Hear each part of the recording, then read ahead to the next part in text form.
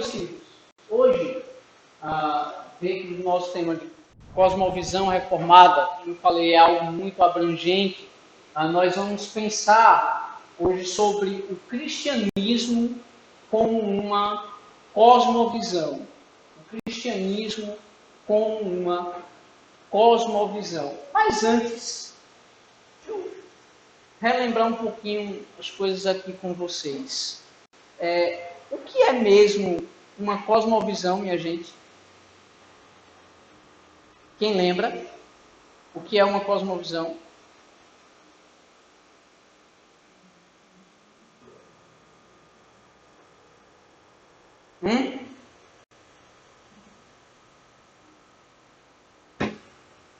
O que é uma cosmovisão, gente?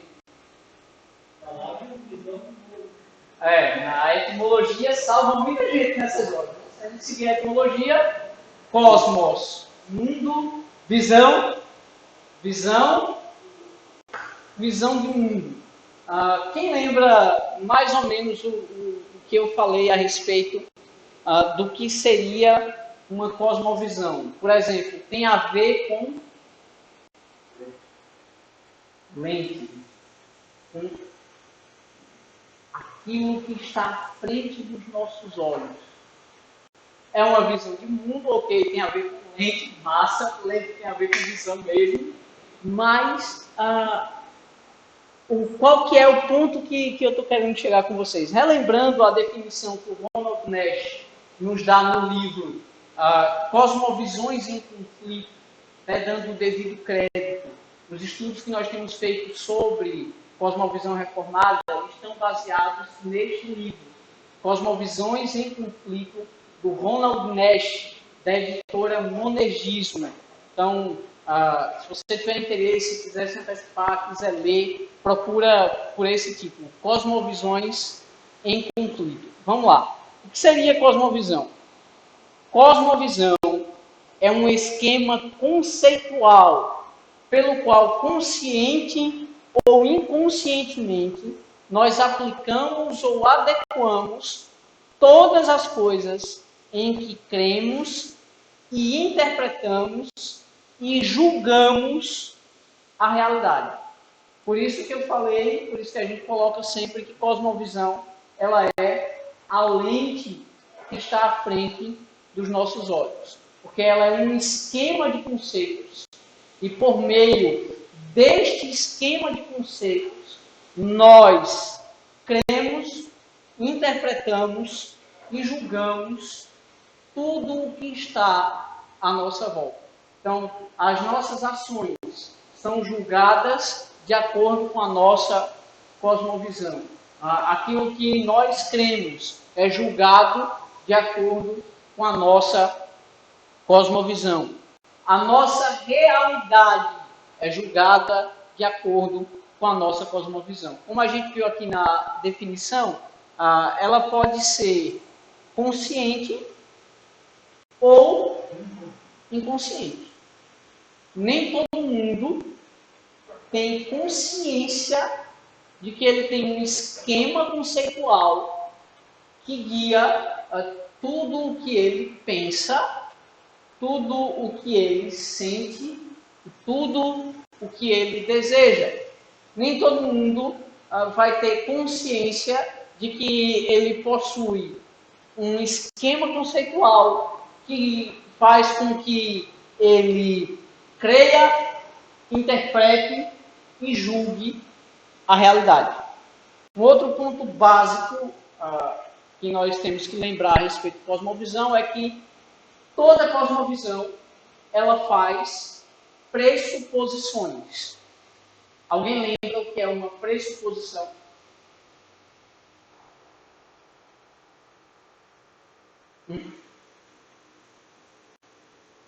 Além dos grilos e do ventilador, alguém fala alguma coisa?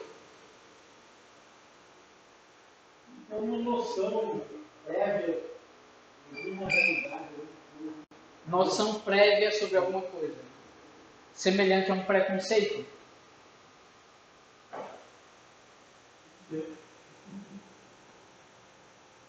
E aí, o que é que vocês acham? Defina preconceito. Trabalhar.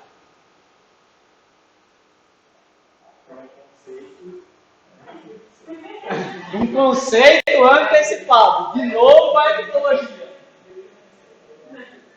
Mas é que o preconceito, eu não tenho muita questão de relacionamento, né? Assim, mas a palavra em si não é.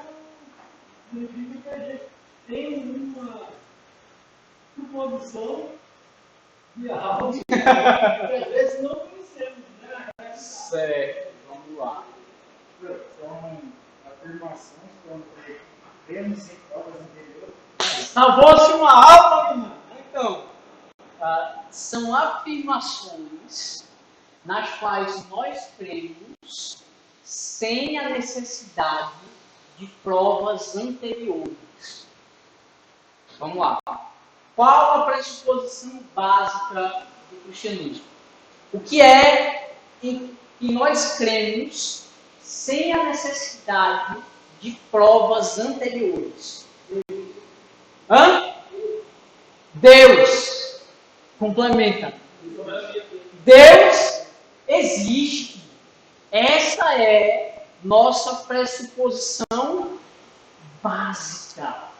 Nós vamos complementá-la. Mas, basicamente, o que é que o cristianismo pressupõe? Deus existe. Deus existe. Criou todas as coisas, inclusive o universo e o homem que nele habita, e revela-se onde?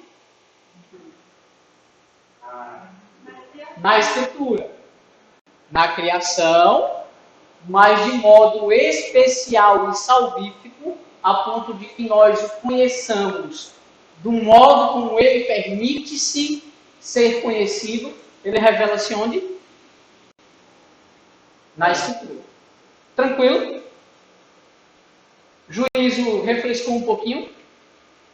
Vamos lembrar agora quais são os aspectos básicos de uma cosmovisão. O que é que tem que ter em toda cosmovisão? Falando introdutoriamente, quais são os elementos essenciais de uma cosmovisão?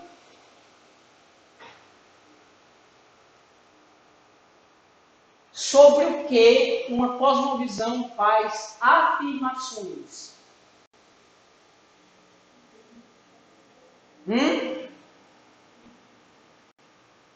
Tudo. Massa. Tudo o quê? Vamos lá. Vamos desenvolver esse tudo aí. Sobre quem nós dissemos que é a pressuposição básica do cristianismo? Sobre Deus. Então, toda cosmovisão, ela faz afirmações sobre Deus. O cristianismo afirma: existe um único Deus verdadeiro, criador de todas as coisas, que se revela na Sagrada Escritura. O ateísmo é fácil. Nega a existência de qualquer Deus. Outras cosmovisões vão ter outros conceitos de Deus. Por exemplo, o deísmo vai ter um conceito de Deus como um grande relojoeiro, que criou todas as coisas, mas que deixou funcionando e foi embora. Que não se relaciona com a sua criação. Ou seja, que é totalmente transcendente à sua criação. No final é um ateísmo. É um ateísmo disfarçado, né? Ele até existia, ele existe. Ele só não se relaciona, mas ele existe. Religiões orientais, né, como a Nova Era, como o budismo, e cosmovisões nelas baseadas, eles vão definir um Deus contrário a nós. É um Deus que se relaciona tão intimamente com a sua criação, que na realidade a sua criação é o próprio Deus. Então, aí quando você vê aquela galera lá abraçando as árvores, adorando a criação, a natureza, né, que fala a biodiversidade. Gente, ó, eu já vou colocar aqui de início. Eu não estou negando o cuidado com o ambiente, essa coisa toda, pelo amor de Jesus Cristo. Mas, quando você fala na questão, por exemplo, você usa a frase assim, a mãe natureza, já me dá um arrepio do braço até a espinha, porque tem um cheiro de panenteísmo muito forte. De que Deus é tão imanente que na realidade ele está limitado e ele é a própria criação. Então as árvores são Deus, os animais são Deus, você é Deus. E por aí vai. Perceberam? Basicamente são esses os níveis de conceitos que se tem a respeito de Deus. Nas três grandes religiões monoteístas, quais são? Judaísmo, cristianismo e islamismo. Nas três religiões monoteístas, nós temos alguma espécie de teísmo. Veja, é diferente de deísmo. O teísmo, ele crê na existência de um Deus pessoal. Um Deus que é uma pessoa. Nós vemos isso no judaísmo, no cristianismo e no islamismo. Judaísmo e cristianismo, eles têm uma proximidade muito grande e ao mesmo tempo um afastamento muito grande. Porque na hora que a gente fala da doutrina da Trindade, o judeu pira. Né? E isso é basicamente o que nos separa do judaísmo. Mas sobre o que mais uma cosmovisão faz afirmações?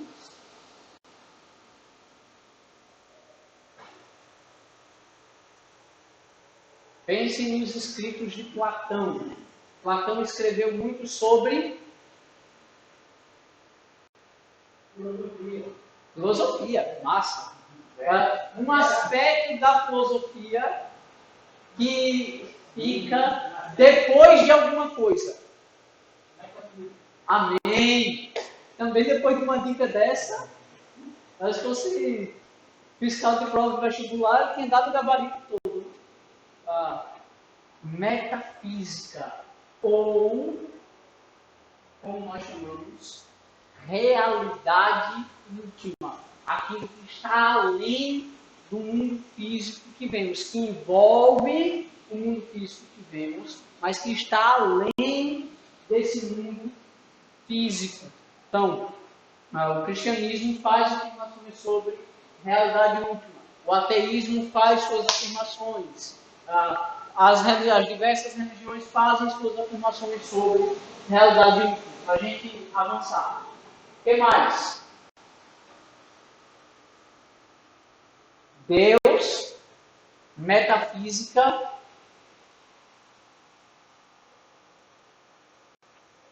Estão pegando a mim? Razão está esquentando. A razão faz o quê? Ela adquire conhecimento. Isso nos leva a pensar sobre o estudo do conhecimento chamado de... Bateu na trave. É uma parte da filosofia. Epistemologia. Então, toda cosmovisão, ela faz afirmações sobre epistemologia, sobre a teoria do conhecimento. O que mais?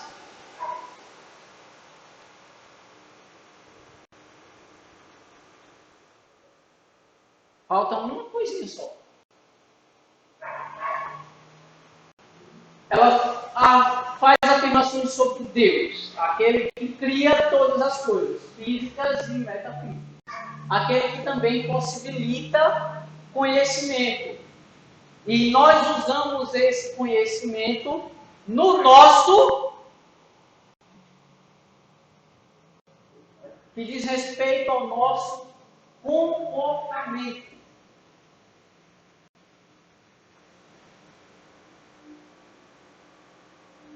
Uma palavrinha bem pequenininha que está sempre envolvida nas maiores polêmicas. Ética. Toda cosmovisão ela faz afirmações sobre a ética. E dentro de sua ética, ela faz afirmações sobre a humanidade. O que é a humanidade? O que vem a ser a humanidade? Tranquilo até aqui?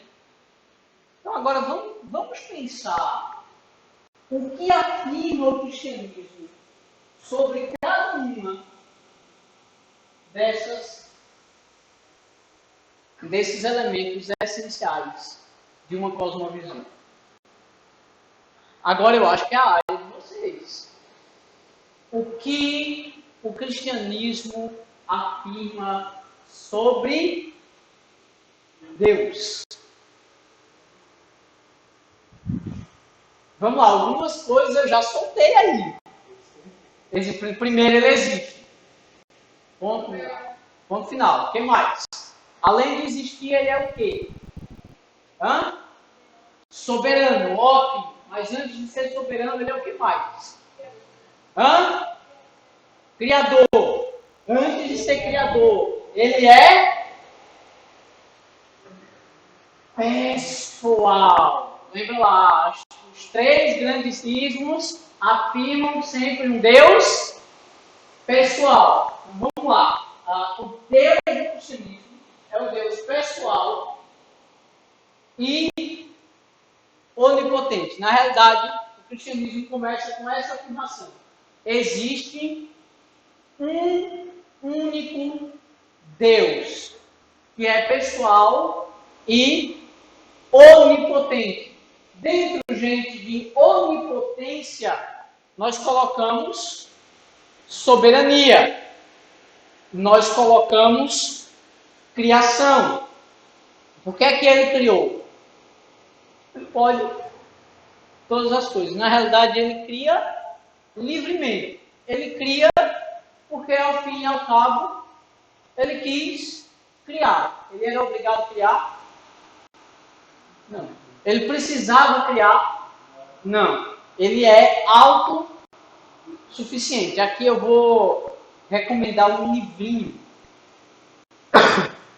Se você não foi criado na igreja presbiteriana, não foi criado na igreja, e você passou a ser crente, principalmente se você foi convertido a Cristo numa denominação de linha arminiana, e você tornou-se depois calvinista, naquela fase que você viveu, da fase da jaula, você é um calvinista que tem que estar enjaulado, porque se você soltar você briga com todo mundo, porque você quer empurrar o calvinismo de goela abaixo. Nessa fase, você deve ter lido um livrinho básico, que é Deus, que é Os Atributos de Deus, do Arthur Pink. Já viram esse livro? Já ouviram falar? Antigo, da Publicações Evangélicas Selecionadas, da PES. Hoje ele está esgotado. Se eu não me engano, a editora Fiel comprou os direitos dele, mas você acha ele amplamente distribuído na internet. Se você ainda não leu, eu recomendo a leitura. Esse livro é fantástico.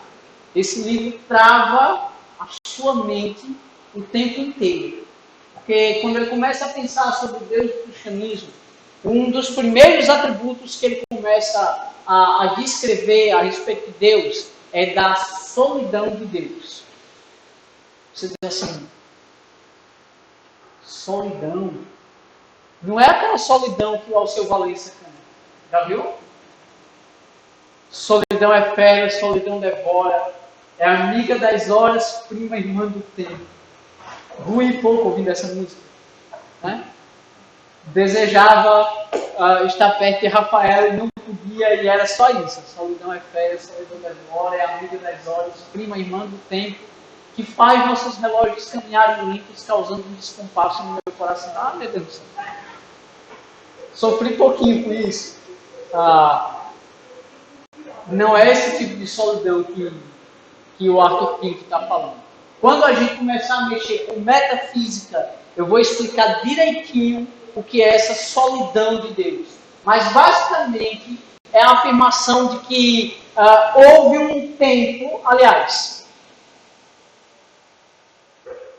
a mente trava até para achar uma palavra, mas houve uma situação antes das coisas serem criadas, em que nada havia além de Deus, nem tempo. O cristianismo chama isso de eternidade. Lá na eternidade, só havia Deus. E como que era esse Deus? Triuno. Aqui é o grande destaque do Deus cristão.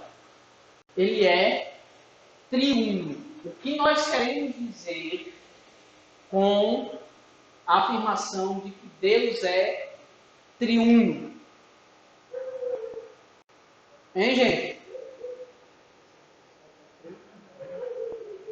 São três, não é 3 em 1. Né? Porque às vezes a gente diz assim, 3 em 1. É tipo, não sei se na casa de vocês tinha aqueles microsistemas. Eles eram 3 em 1. Eles tinham CD, rádio e toca-fitas. Tinha umas caixas de som desse tamanho assim. Teve na casa de vocês, menino, isso era luxo. Você chegava na casa de alguém, a primeira coisa que você dava de cara, assim, na sala, era uma TV de 29 polegadas de tubo, e do lado, um bendito desse, um microsystem. 3 em 1. O que é que a gente quer dizer quando é 3 em 1? Tem 3 partes dentro de uma coisa só. Isso não descreve o Deus cristão. Como que o Deus cristão é descrito? Confissão de Fé de Westminster, capítulo 2, parágrafo 3. Alguém lembra? Ou tem aí fácil? Mas é aquele parágrafozinho que começa com a expressão na unidade da divindade,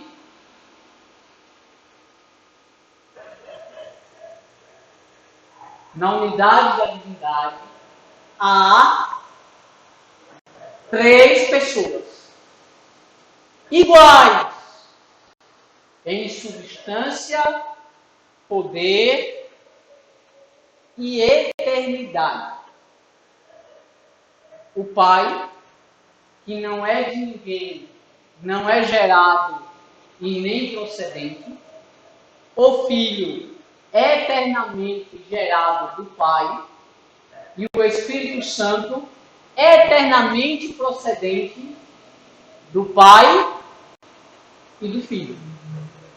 Essa é a descrição do Deus cristão. Qual é o ponto básico aqui? Nós temos 3 pessoas distintas entre si. Se você ler a Escritura, principalmente no Novo Testamento, você vai perceber textos em que há distinção clara dessas 3 pessoas.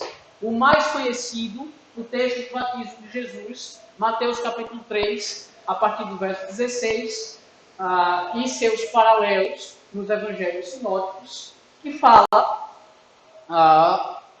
que a segunda pessoa que se fez carne, já vou entrar nisso, a segunda pessoa que se fez carne, desceu até João Batista para ser batizado.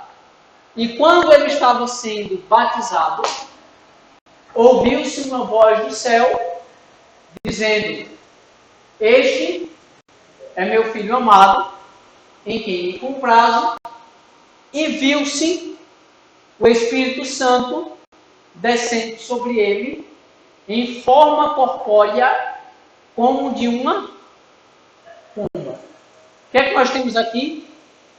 As três pessoas.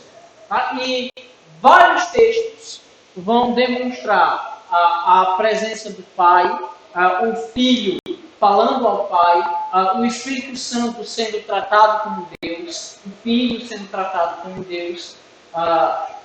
Em ocasião propícia, a gente para e estuda a doutrina da Trindade com detalhe. Inclusive, era isso que nós estávamos estudando nos nossos grupos familiares, até sermos interrompidos. Mas era isso que nós estávamos estudando nos nossos grupos familiares. Não dá para expor detalhadamente a doutrina da Trindade aqui, mas eu presumo, ou eu pressuponho, que todos vocês creem nesse Deus triúnico. Nesse Deus triúnico, que são três pessoas distintas entre si, há uma só substância. É um único ser. É por isso que a Confissão de Fé de Westminster é muito feliz em usar a expressão na unidade da divindade. Ou seja, ela está dizendo o quê? Há quantas divindades? Uma só. Há uma só substância, um só ser divino. E neste único ser divino, três pessoas. Tá? Então, ela está seguindo o credo niceno, que afirma a única substância de Deus e a substância igual do Filho com o Pai. Por que eu estou citando o credo niceno? Qual o contexto do credo niceno?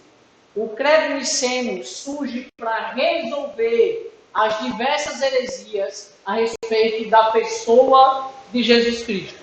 Por que eu estou falando diversas heresias a respeito da pessoa de Jesus Cristo?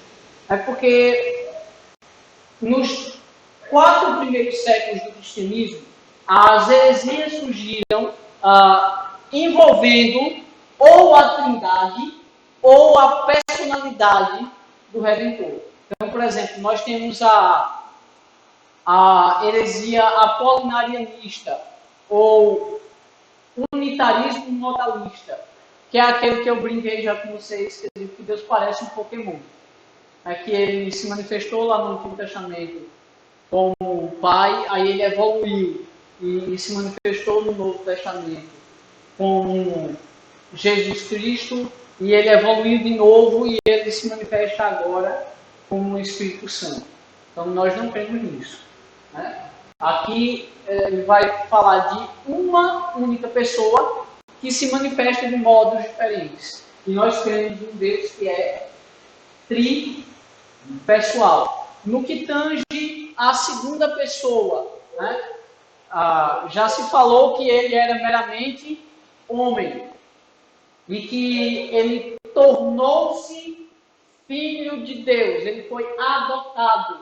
Então isso já quebra o conceito de Deus que nós temos, porque há uma mudança em Deus. Houve um tempo que ele não era pai e que ele tornou-se pai. E houve um tempo em que o filho não era filho e tornou-se filho. Veja que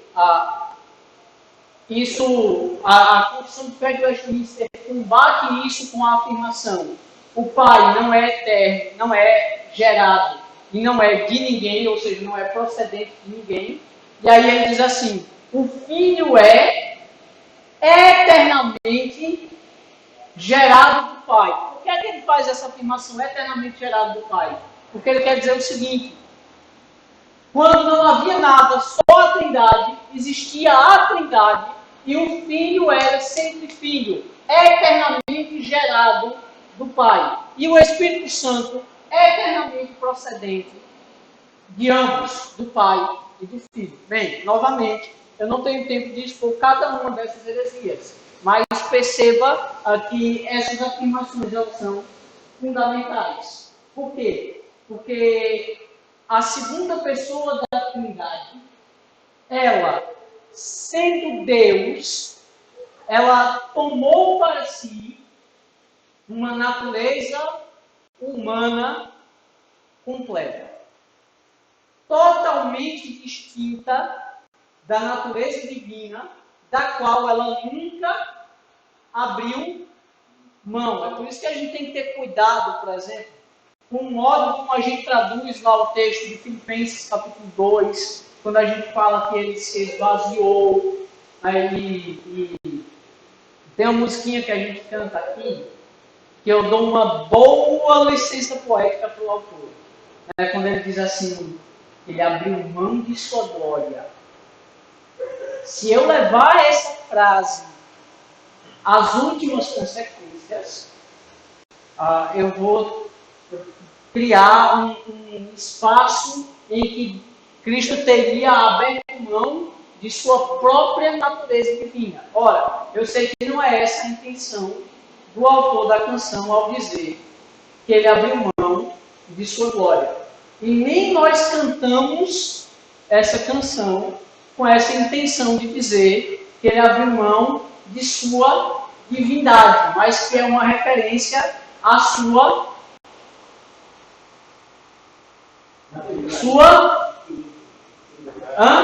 humildade ou sua humilhação, que no período de sua humilhação, em que ele encarnou-se, ele esteve, de certo modo, privado, e tem que ter muito cuidado com o jeito que a gente escreve isso, mas ele esteve, de certo modo, privado no que tange a natureza humana de seus atributos divinos. Exemplo, onipresença. Perceba que isso influencia até na nossa compreensão da ceia. Por exemplo, por que é que nós não cremos que Cristo se faz fisicamente presente na ceia? Isso é uma incompatibilidade lógica. Um corpo físico, ele não pode estar em dois lugares ao mesmo tempo. Então, ou o corpo físico de Jesus Cristo, a sua natureza humana completa, que envolve corpo e alma ou espírito, cremos que é tudo a mesma coisa, ou o corpo físico de Jesus Cristo está nos céus, ou ele está aqui com o pão e com o vinho. Com todo respeito aos irmãos luteranos que assim creem, luteranos, episcopais e semelhantes, com todo respeito, mas isso é uma incompatibilidade lógica. Por quê? Porque ele tomou para si uma natureza humana completa e que é tratada como uma natureza humana completa. Então, quando Jesus Cristo ressuscita, esse corpo é glorificado e esse corpo foi assunto aos céus. E está onde? Nos céus. Com exceção de pecado. Isso, com exceção do pecado. Que, obviamente, ele foi concebido por obra do Espírito Santo. Aí vamos recorrer ao nosso credo.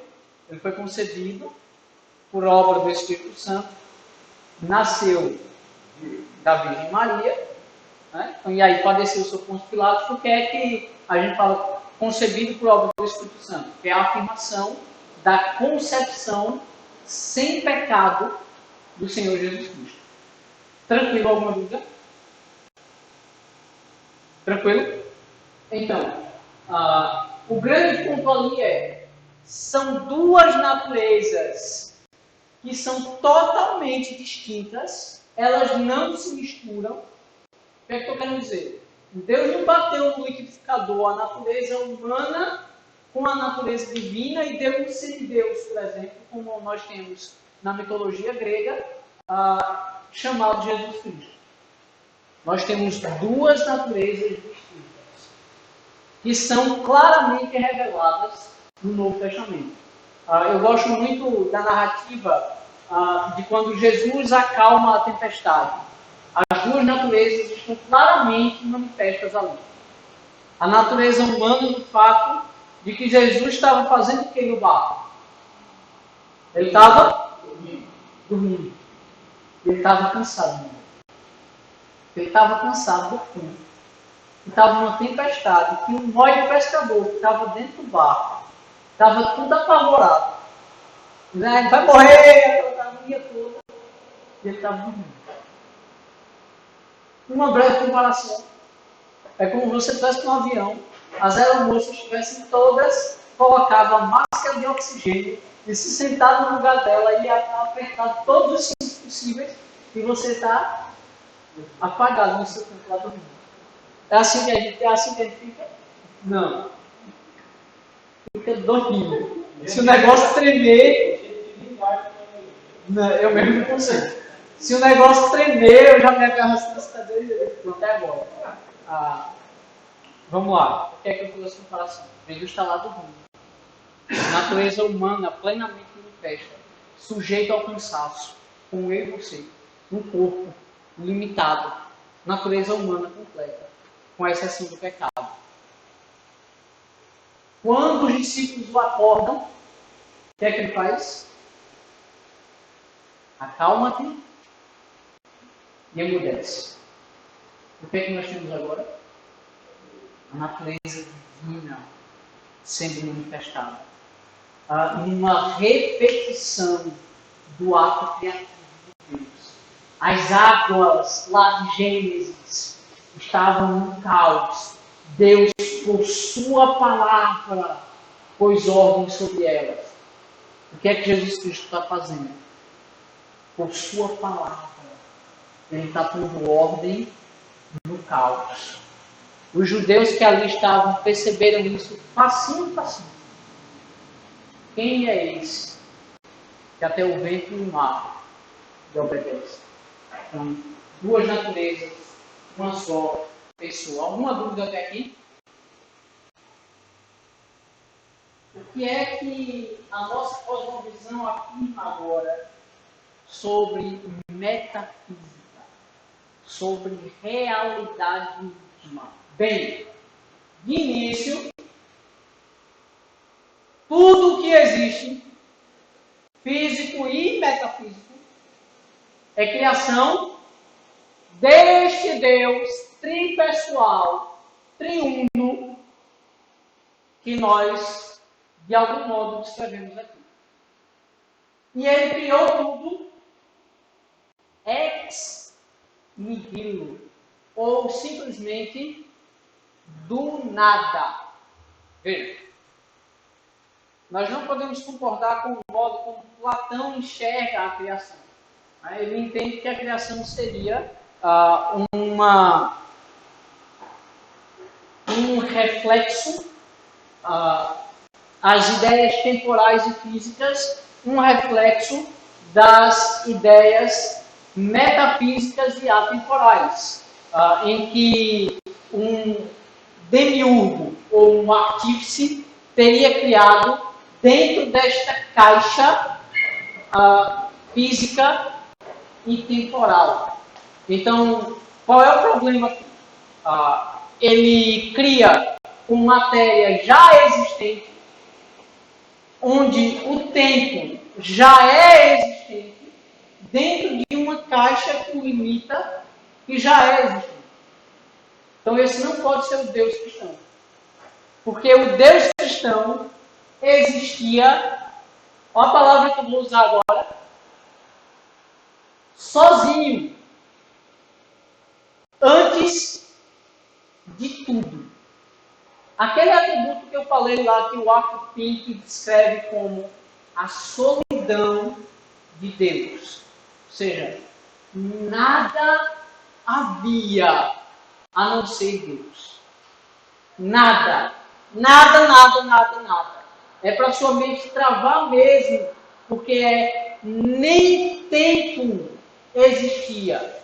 E a nossa mente foi criada para pensar dentro da realidade de tempo e espaço. Quando nós falamos Veja que já trava, ó. Eu vou buscar, eu já ia dizendo assim, quando nós falamos de um período, não é período porque não tem tempo. Ou falamos de um lugar, não é lugar porque não tem espaço. Eu tenho usado o termozinho de situação, mas ainda assim, situação envolve ter mesmo tempo e espaço. Por exemplo, quando o superior de Marcelo, lá da Marinha, chega assim e diz: Sargento, qual a situação? O que é que Marcelo vai começar a descrever? Tempo e espaço. O que aconteceu no período de tempo em que o tenente estava fora, né? Em que espaço? Na circunscrição em que o sargento Cavalcante é responsável. Não é isso? E agora? Como é que eu falo de uma situação em que não tinha tempo e espaço? Travou o seu juízo? Esse é o grande ponto sobre a metafísica cristã. Nada havia. Havia a plena satisfação da Santíssima Trindade. Plenamente satisfeita. Ela não precisava criar, mas no conselho da Trindade, Deus resolveu criar. E aí você pergunta, por que resolveu criar? Nós cristãos ainda dizemos mais, nós dizemos assim, não meramente porque ele quis, como que fosse um desejo egoísta. Mas ele cria com um propósito. Que propósito? A sua glória. Manifestação da sua glória. Vamos lá. Tudo que existe além de Deus depende totalmente de Deus para a sua existência. O que é que eu estou querendo dizer com isso? Que nada é autossuficiente, a não ser Deus. Todas as outras coisas, tudo o que existe é necessariamente dependente de Deus para a sua existência. Por que existe tempo, gente? Porque Deus criou. Essa é a resposta da metafísica cristã. Por que existe espaço? Porque Deus criou. Veja que, quando nós pensamos, por exemplo, numa metafísica ateísta, darwinista, ele vai pressupor o quê? Sobre a metafísica. Que deu origem à nossa realidade. Acaso manifesta em quê?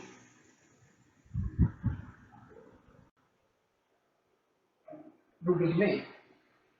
Ao acaso, houve uma grande explosão. Veja, aqui eu já tenho um contraste com a metafísica cristã muito grande. Note, para ter uma explosão, o que é que tem de haver?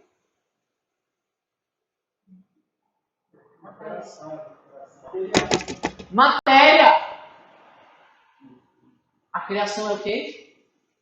Ex nihilo. Nada. Para que as partículas se movam, eu tenho que ter espaço.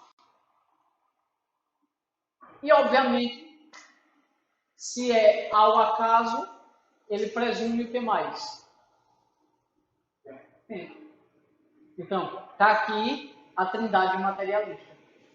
Tempo, matéria e acaso. E aí, as partículas foram se movendo, e aí eu tenho Sol, eu tenho Terra, que ao acaso param na distância perfeita para que haja condição de vida. e por aí vai. Óbvio, gente, eu estou sendo caricato. Eu estou levando a coisa de modo rápido. O que é que eu estou querendo dizer? Estou sendo caricato. As afirmações, elas não são feitas, por exemplo, se você pegar o livro A Origem das Espécies, do Charles Darwin, é óbvio que ele não escreve a coisa já sem lógica, como eu estou descrevendo aqui. Né? Por que eu estou descrevendo a coisa assim, a grosso modo? Porque aqui eu já presumo que nós temos como está aqui. Então, eu estou fazendo uma comparação, mas óbvio que se você ler esqueci o nome daquele físico ateu que morreu tem pouco tempo, Stephen Hawking, ok. Se você lê o Stephen Hawking, ele tem uma escrita extremamente elegante e cheia de lógica, mas com argumentos falaciosos. Nós já vamos ver um pouco sobre isso. Vamos lá. O cosmos, ele não é eterno, não é autossuficiente, muito menos autoexplicativo. Guarda bem essa palavra aí. Ele não é autoexplicativo. Qual é o grande ponto? Ele foi livremente criado por Deus. Nesse cosmos há uma ordem. Exemplo. Você já viu o Sol não nascer? Ou nascer atrasado? Já viu? Não. Outra coisa. Se eu jogar a chave do meu carro para cima, o que vai acontecer com ela? O que é que tem que acontecer com ela? Ela tem que cair.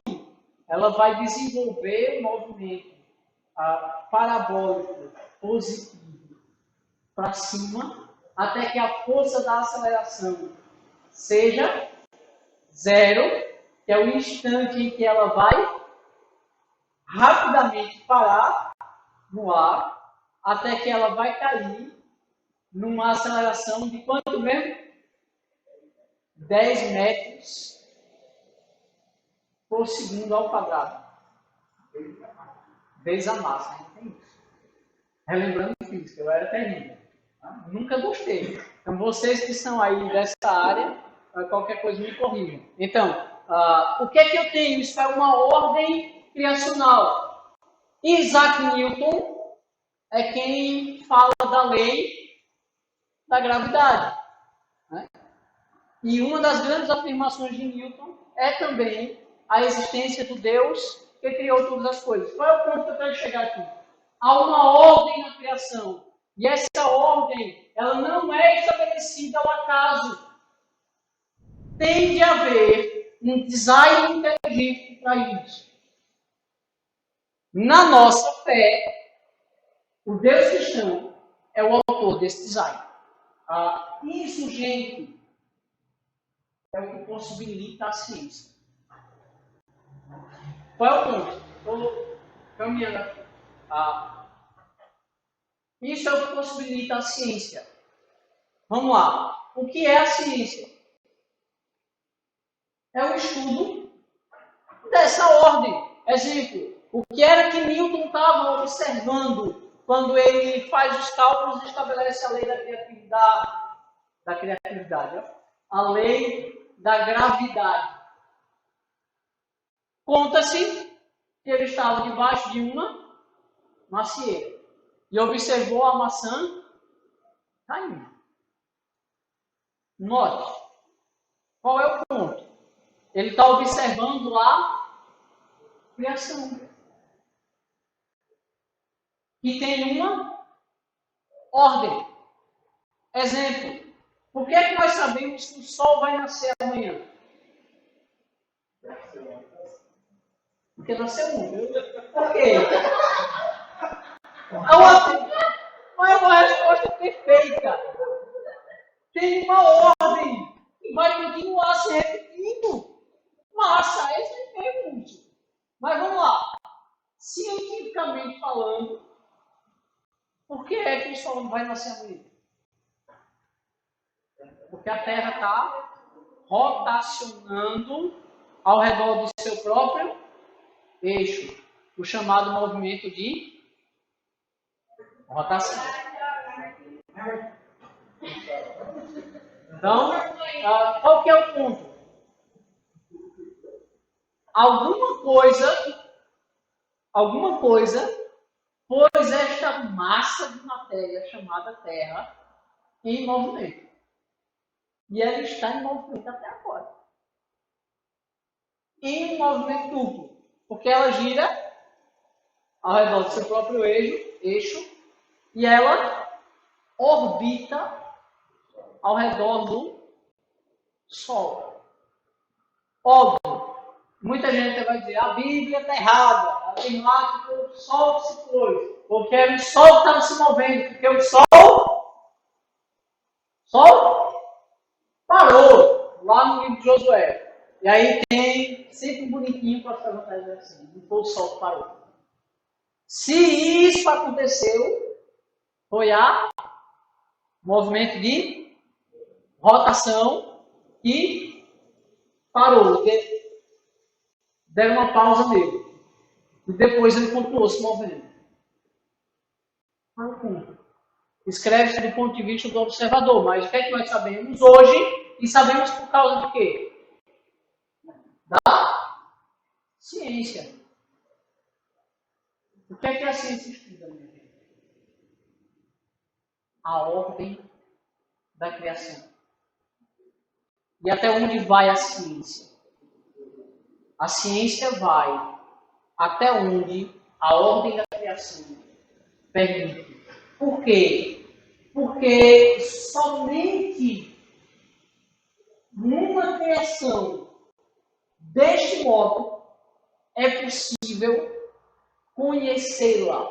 E aqui eu vou rapidamente passar, eu não vou até o fim das horários, porque aqui eu começo a falar de epistemologia. O que é a epistemologia cristã? Qual é a teoria do conhecimento do cristianismo?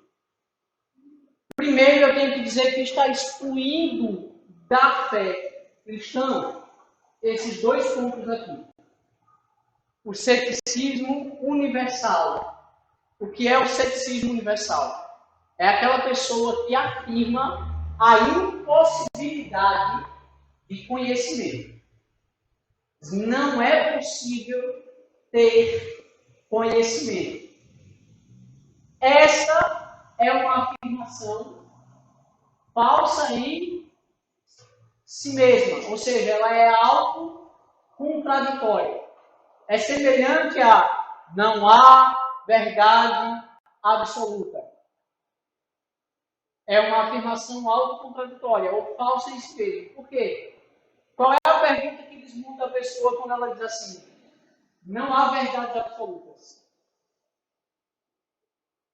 Como é que você desmonta ela? Não é só, tem certeza? É assim, tem certeza absoluta disso? Por quê? Ele está tratando a afirmação, abre aspas, não há verdades absolutas, como sendo, adivinha? Uma verdade absoluta. Então ela é falsa em si mesma. A afirmação, não é possível adquirir conhecimento, ou não há possibilidade de conhecimento, ela também é falsa em si mesma. Como é que você mata um ceticista universal? Qual é a pergunta que você faz para ele? Você pergunta para ele assim, como é que você sabe que não se pode conhecer? Ou seja, é uma afirmação falsa em si mesma. Ela é autocontraditória. Então, além disso, está excluído a impossibilidade de conhecer a Deus. Por quê? qual é a nossa pressuposição básica? Deus existe e se revela. Então, se Deus se revela, eu tenho possibilidade de conhecê-lo. Estão comigo? Tranquilo? Vamos lá. Um outro ponto da epistemologia cristã é essa afirmação aqui. Nem todo conhecimento é oriundo dos sentidos. O que é isso? É uma oposição ao empirismo radical. O que é que diz o empirismo radical? Que todo conhecimento do homem é oriundo dos seus sentidos. Vamos lá. Essa é aquela corrente que vai afirmar que o homem é uma tábua rasa e que vai sendo nela impresso aquilo que é fruto de suas experiências. Por meio de quê? Por meio de seus sentidos. Então, como a cosmovisão cristã funciona sobre isso? Ela entende que os sentidos fornecem algum conhecimento. Nós podemos negar que, por exemplo, nós conhecemos a partir do tato. Eu posso negar isso? Não. Basta você olhar, e aí quando eu digo basta você olhar, eu estou me referindo a um outro sentido. Basta você examinar o processo de aprendizado de uma criança. Toda criança, não sei se você já observou, mas quando ela está começando a andar, um dos grandes atrativos dela é sentir as diversas texturas. Então ela pega um tecido mais aveludado e ela fica admirada com aquele tecido. Ela pega uma superfície mais áspera e ela reage à aspereza daquela superfície. Ela está aprendendo. Santo Agostinho percebe isso de modo muito claro, pelo ponto de que afirmações básicas da fé cristã dependem dos sentidos de pessoas. Exemplo, a afirmação de que Jesus Cristo ressuscitou. Qual é a grande prova que nós temos dela?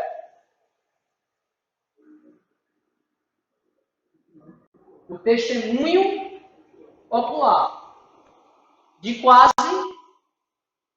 500 pessoas. Mas qual é o ponto? Elas viram. E nós temos a narrativa disso, daqueles que viram. E nós cremos nisso. Mas qual é o ponto? Os nossos sentidos, eles não podem nos dar as noções de necessidade e universalidade. Deixa eu exemplificar o que é isso daqui. Qual a cor do meu notebook? Ele é preto. Mas ele poderia ser de outra cor? Poderia. De qual cor? Todas as cores possíveis. Mas veja, ele pode ser ao mesmo tempo preto e vermelho, no mesmo sentido e nas mesmas circunstâncias, em sua totalidade? Pode? Não. Essa é uma lei da nossa criação chamada lei da não contradição. E os nossos sentidos, eles não são suficientes para o estabelecimento dessas leis. Porque os nossos sentidos podem ser enganados. Tranquilo? Estão comigo? Quem é que dá essas noções? Essas noções, que obviamente só o homem tem, elas têm origem única. na fé cristã, elas têm origem na imagem de Deus, contida em todo homem, tá, gente? A imagem de Deus ela não está apenas nos que creem, ela está em toda a humanidade. Como? Por exemplo, por que é que toda a humanidade é racional? Porque toda a humanidade é imagem de Deus. Então, o que é que Agostinho e quem vai sistematizar isso do jeito que está ali é João Calvino? O que é que eles entendem a respeito do conhecimento do homem? Lembra que eu coloquei aqui? Os sentidos fornecem algum conhecimento, mas o homem tem em si ideias inatas, ou seja, que já vem com ele. Calvino coloca pelo menos duas. São aquelas duas expressõezinhas ali em latim, chamadas sensus divinitatis e semens religiorum. O que é isso? No bom português, senso da divindade. Ou seja, o que é que Calvino está colocando aqui? Que todo ser humano ele tem dentro de si um senso da divindade. Aí você diz assim, até os ateus, pastor? Até os ateus. Por quê? Qual é o grande esforço do ateísmo? Negar a existência da divindade. Mas por que é que ele faz isso? Porque ele tem dentro de si um senso da lei. Tranquilo? Estão me entendendo? E o que é a semente da religião?